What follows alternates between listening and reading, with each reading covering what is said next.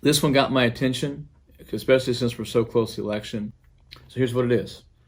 I saw what looked like an atlas, a data map. It appeared to be like a network of sorts that was obviously overworked. You had flashing, you had things that were moving, you had data points that were moving almost like traffic. And they were trying to work on the areas where the data was not flashing. Why this point wasn't flashing, or why this point was flashing too hard or too fast. Those circuits are going to go hot, and if they go hot, they will fry. The data points were sending up information about what had happened there. There was a countdown clock.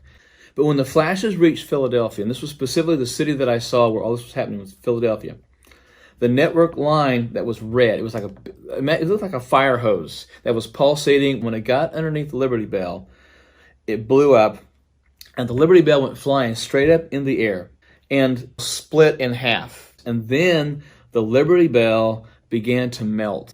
And then I saw that the lines of data were all headed towards Washington, D.C. from there.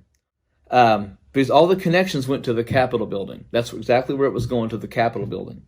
It finally blew up, and the building literally cracked in half. So I'd seen the Liberty Bell crack in half, and now I saw the Capitol building crack in half.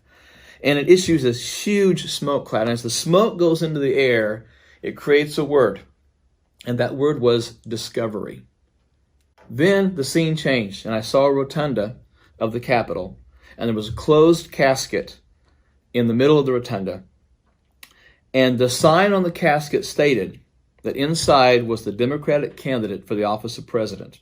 And there was a calendar hanging above that casket, and it said December 17th. And his wife was there, and she was looking down at the ground. Nobody was crying. Nobody was crying. And then a prominent senator stood up and demanded to see the body. And that's when the sergeant at arms rushed out, and he said, "There will be no viewing of the body today or ever again." And at this time, I saw the man I'd seen in the previous dreams. He was standing in the place where the president gives the State of the Union address. And then he stated in a very loud voice, "A house divided against itself shall not stand." And he walked to the door at the rear of the room. And on that wall, there was a panel of probably 25 or 30 light switches, just your flip switch. And one by one, he flipped them down. One by one. Until every light in Congress, in that building, in that room, went out. And that was the end of the dream.